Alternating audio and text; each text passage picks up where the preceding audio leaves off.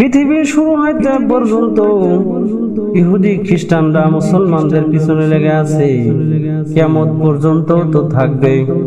আমার ভাইয়ের, আমার বন্ধুগণ, আমার তারা ইহুদি খ্রিস্টানরা বলে আমাদের কোরআনে নাকি ভুল আছে।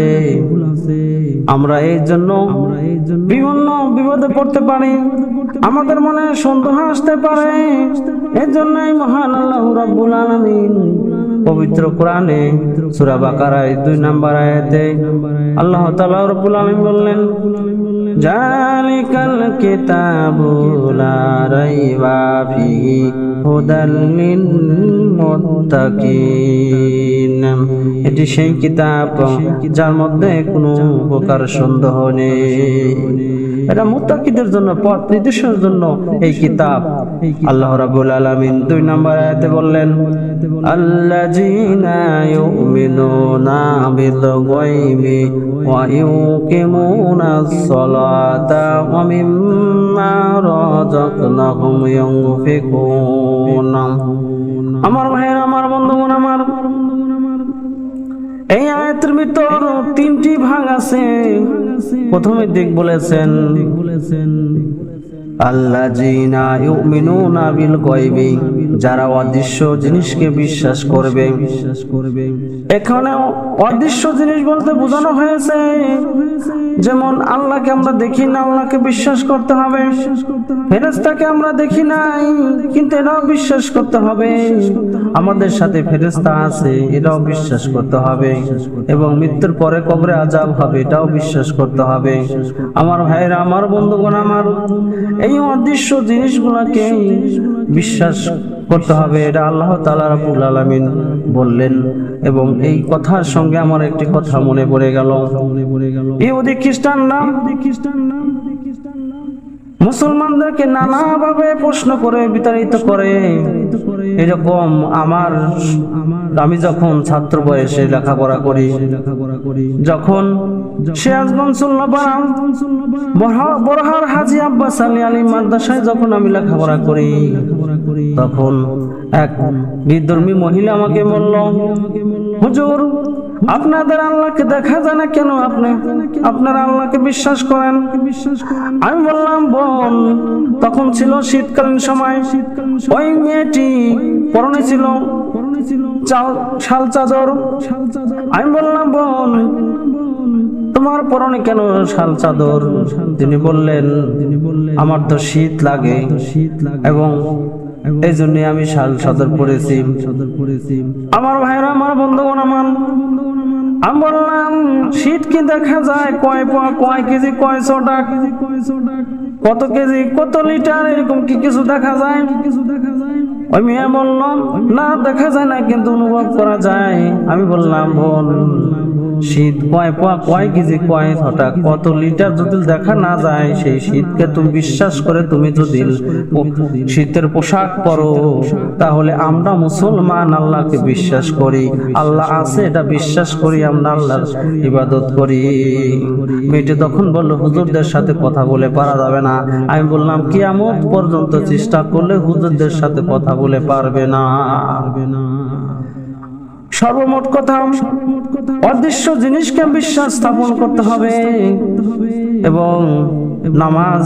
এরপর আল্লাহ তাআলা রাব্বুল আলামিন বললেন, ওয়া ইউকিমুনাস সালাতা, এবং নামাজ আদায় করতে হবে।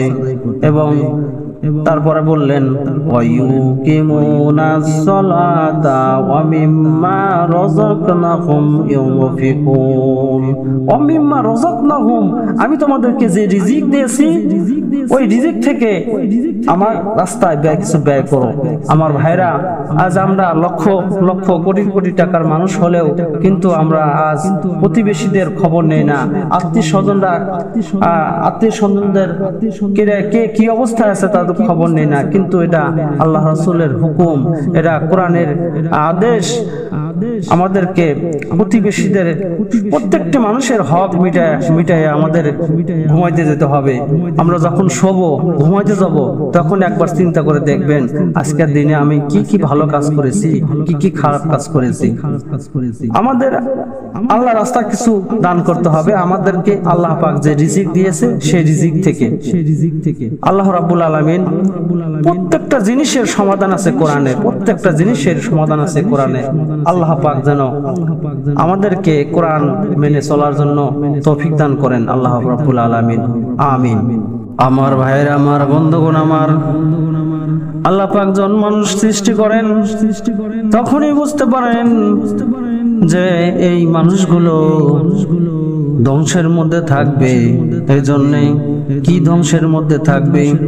দুনিয়া পাইয়া, রঙের দুনিয়া পাইয়া মানুষ লোভী হয়ে যাবে, মানুষ ক্ষতির মধ্যে থাকবে।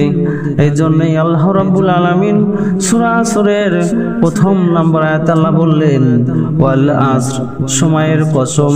আমি এটা অনেক লম্বা ঘটনা, এক এক তাফসীরকারক এক এক রকম বর্ণনা করেছেন। কেউ বলেছেন আসরের নামাজের সময়ের কসম খেয়ে বলেছেন, আবার কেউ বলেছেন দ্বিপ্রহর রাত্রির কসম খেয়ে বলেছেন।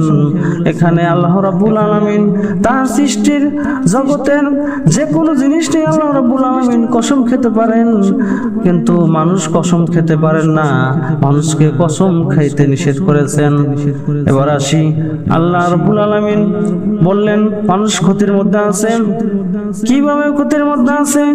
2 নম্বর আয়াতে আল্লাহ রাব্বুল আলামিন বললেন ইন্নাল ইনসানা লাফি খুসর, ইন্না নিশ্চয়, ইনসানা মানুষ, খুসর ক্ষতিগ্রস্তের মধ্যে আছে, মানুষ ক্ষতির মধ্যে আছে।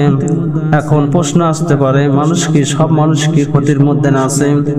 আমার ভাইরা, আমার বন্ধুগণ, আমার আল্লাহ রাব্বুল আলামিন তারপর পরের আয়াতে আল্লাহ তাআলা রাব্বুল আলামিন বললেন ইল্লাল্লাযীনা আমানু ওয়া আমিলুস সালিহাতি ওয়া তাওয়াসাউ বিল হাক্কি ওয়া তাওয়াসাউ বিস সাবর।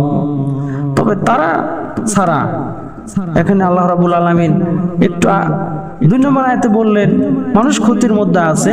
এখন মানুষ ভুল বুঝতে পারে যে আসলে কি সব মানুষ ক্ষতির মধ্যে আছে, কিন্তু আল্লাহ রাব্বুল আলামিন 3 নম্বর আয়াতে আবার বললেন যে না, ইল্লাল্লাযীনা আমানু ওয়া আমিলুস সালিহাতি ওয়া তাওয়াসাউ বিল হাক্কি ওয়া তাওয়াসাউ বিস সাবর। তবে তারা ছাড়া যারা ঈমান এনেছে এবং সৎ কাজ করেছে এবং পরস্পরকে ধৈর্যের উপদেশ দিয়েছে। আমার ভাইরা, আমার এখানে সমাজে এক শ্রেণীর লোক আছে, একজন মানুষ অসহায়, সে একজন ভালো মানুষের কাছে যে ভালো বোঝে, সে ভালো বোঝে বিদায় সে একজন অসহায় মানুষ তার কাছে একটা পরামর্শ নিতে যায়, কিন্তু সেই পরামর্শ নিতে গেলে অনেক সময় অর্থ ব্যয় করতে হয়, টাকা চায় বা বিভিন্ন ধরনের কুবুদ্ধি দিয়ে বেড়ায়। কিন্তু আল্লাহ রাব্বুল আলামিন বলছেন এখানে কিন্তু অনেক কিছু বোঝানো হয়েছে, যে যারা এখানে বোঝানো হয়েছে মানুষ ক্ষতির মধ্যে আছে, তবে তারা ছাড়া যারা ঈমান এনেছে এবং সৎ কাজ করেছে, পরকে ধৈর্যের উপদেশ দিয়েছে। আছে না, আমরা অনেক সময় বিপদে পড়ে যাই, আমরা অনেক সময় অনেক ঋণগ্রস্ত হয়ে পড়ি, মানুষ ভেঙে পড়ে, কিন্তু এক শ্রেণীর লোক আছে সমাজের, তারা বুদ্ধি দিয়ে বাঁচায়, আবার আর এক শ্রেণীর লোক আছে তারা বুদ্ধি দিয়ে আবার তাকে ধ্বংস করে। আমার ভাইরা, আমার বন্ধুগণ, আমার কোরআনের আলোকে আমাদেরকে জীবন যেন আমরা যেন জীবন চলতে পারি, আল্লাহ পাক যেন সেই তৌফিক দান করেন। সোনার ভাইরা, আমার বন্ধুগণ, আমার আপনি একবার চক্ষুটা বন্ধ করে দেখুন না, একবার চিন্তা করে দেখুন না, আপনি একাকিত্ব শুয়ে আছেন, আপনি মনে মনে মনে অনুভব করেন আপনি মৃত্যুবরণ করেছেন। এবার একের পর এক আপনাকে প্রতিবেশী দেখতে আসবে, একের পর এক এগুলো অনুভব করবেন। আপনি যখন মৃত্যু দাফন কাফন শেষ হয়ে গেছে, আপনাকে কবরস্থানে নিয়ে যাবে, আপনার অন্ধকার কবরে যখন রাখা হবে, চতুর্দিকে যখন মাটি দেওয়া হবে, তখন যদি মানুষজন চলে আসতেছে, তখন মুনকার নাকির সে যদি আপনাকে সব জব জিজ্ঞাসা করে মান রাব্বুকা, তোমার রবকে, আমার দিনুকা, তোমার দিনকে, আমার নবীকা, তোমার নবীকে।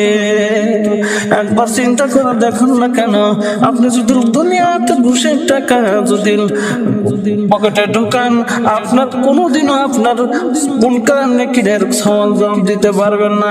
আপনি যদি অন্য মানুষের হক হক নষ্ট করেন, আপনি কোনোদিনও সহযোগ দিতে পারবেন না। আপনি যদি আপনার ভাই বোনের হক নষ্ট করে খান, তাহলে কোনোদিন আপনি মুনকার নাকিরে সহযোগ দিতে পারবেন না। ও আমার ভাইরা, আমার বন্ধুগণ, আমার আমি আপনাদেরকে পায়ে হাত ধরে বলি, যান আপনার ঈমান আমল ঠিক করুন, তারপরে অন্ধকার কবরে যাওয়ার চিন্তা করুন।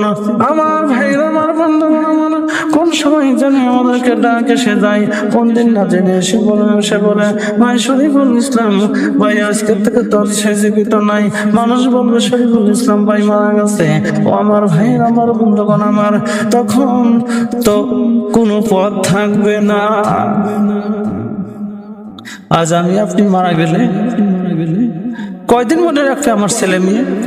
কয়দিন মনে রাখবে আমার বিবি বাচ্চা? আপনার যে স্ত্রীর জন্য, স্বর্ণের জন্য আপনি ঘুষ খেয়েছেন, সুদ খেয়েছেন, আজ সে তো যাবে না। সুদের টাকা তো কবরে যাবে না। আজরাইল তো ঘুষ নেবে না। আজরাইল ঘুষ নেবে না। কাফনে কাপড়ের কোনো পকেট নেই। আল্লাহ রাসূল সাইয়েদনা সাল্লাল্লাহু আলাইহি ওয়াসাল্লামের একটি হাদিস, আখলিস দীনাকা ইয়াগফিকাল্লাহ আমালুল কলিল। তোমার ঈমানকে খাঁটি করো, তাহলেই তোমার জান্নাতের জন্য যথেষ্ট হবে। তোমার ঈমানকে খাঁটি করো, তোমার নাজাতের জন্য যথেষ্ট হয়ে যাবে। ও দোস্ত বুজুর্গ, আপনি যখন আপনার ঈমান খাঁটি করবেন, তখন ব্যবসাতে আপনি ভেজাল করতে পারবেন না। আপনি যখন ঈমান ঠিক থাকবে, তখন আপনি আপনার চাকরিতে ঘুষ খেতে পারবেন না। এই জন্যই রাসূল সাইয়েদনা সাল্লাল্লাহু আলাইহি ওয়াসাল্লাম বলেছেন, আখলিস দীনাকা ইয়াগফিকাল আমালুল কলিল। তোমার ঈমানকে খাঁটি করো। দোস্ত বুজুর্গ, আজ তো আমাদের ঈমান নেই, একজনের প্রতি আর একজনের বিশ্বাস উঠে গেছে।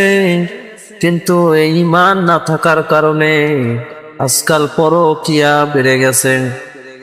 স্বামী স্ত্রী মিল নাই, সংসার জীবনে মিল নাই, দাম্পত্য জীবনেও মিল নাই। অদস্ত বুজুর্গ, আমাদেরকে ঈমান ঠিক রাখতে হবে, কারণ ঈমান যদি ঠিক থাকে, আমি কোনো ব্যবসায় ভেজাল করতে পারবো না। আমি কোনো চার জমিতে অন্যের জমি দখল করতে পারবো না। প্রতিবেশীদের হক নষ্ট করব না। যখনই আমার ঈমান ঠিক থাকবে, তখন আমার এই সমস্ত কাজগুলো অটোমেটিক ভালো হয়ে যাবে। এই জন্য আমাদের ঈমানকে ঠিক রাখতে হবে। ও আমার বন্ধুগণ, আমার ভাইরা, আমার আল্লাহ রাসূল সাইয়েদনা সাল্লাল্লাহু আলাইহি ওয়াসাল্লাম এর জীবনের দিকে লক্ষ্য রাখুন। যখনই কোনো কাজে থেকে যাবেন, যখনই কোনো কাজে আপনি ঝামেলা মনে হবে, তখনই আল্লাহ রাসূল সাইয়েদনা সাল্লাল্লাহু আলাইহি ওয়াসাল্লাম এর জীবনের দিকে লক্ষ্য রাখুন। তার জীবনীগুলো পড়ুন। তিনি কষ্ট করেছেন এই মুসলমানদের জন্য, কত কষ্ট করেছেন ঈমান ঠিক রাখার জন্য। আজ আমরা বুঝি না, আজ আমরা জানি না, বিভিন্ন অজুহাত খুঁজে আল্লাহ পাকের ইবাদত বندگিতে ফাঁকি দিয়ে যাচ্ছে। কিন্তু এই ফাঁকি তো আমি আল্লাহকে দিচ্ছি না, এই ফাঁকি তো আমি নিজেই পড়ে যাচ্ছি। একবার চিন্তা করে দেখুন, আপনার কখন মৃত্যু চলে আসবে আপনি নিজেই জানেন না। কারণ মানুষ লক্ষ লক্ষ কোটি কোটি টাকা কামাই করিতেছে শুধুমাত্র তার সংসার জীবন ও উন্নতি লাভের জন্য, শুধুমাত্র তার সন্তানদেরকে উচ্চ শিক্ষায় শিক্ষিত করার জন্য, শুধুমাত্র তার সন্তানদেরকে ভালো রাখার জন্য, তার প্রাণপ্রিয় বিবিকে ভালো শাড়ি কিনে দেওয়ার জন্য। একবার চিন্তা করে দেখুন, যখন আপনি মারা যাবেন, আপনাকে দাফন করার পর কয় মিনিট আপনাকে মনে রাখবে, কয় ঘন্টা মনে রাখবে?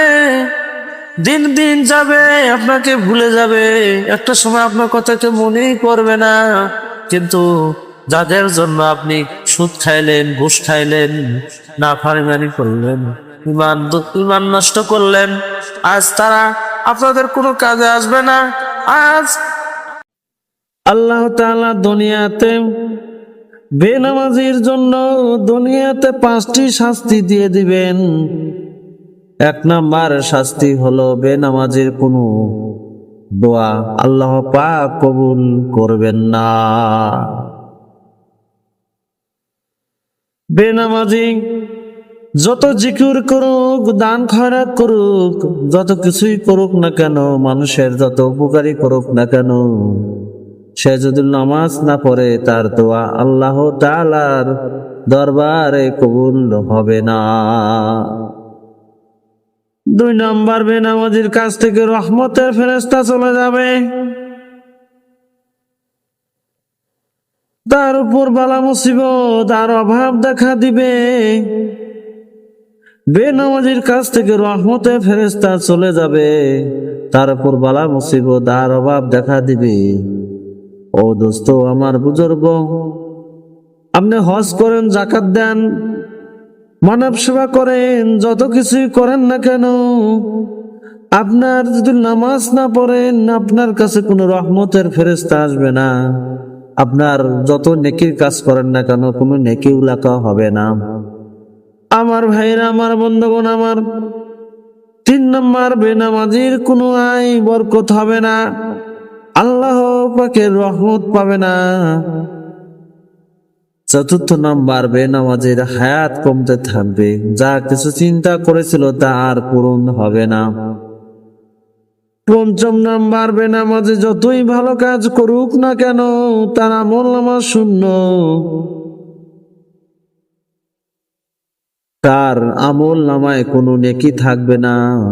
বেনামাজি সব সময় দুনিয়া নিয়ে ব্যস্ত থাকে, দুনিয়ার যত কাজ করতে সময় হয়, কিন্তু আজান দিলে তার সময় শর্ট পড়ে যায়।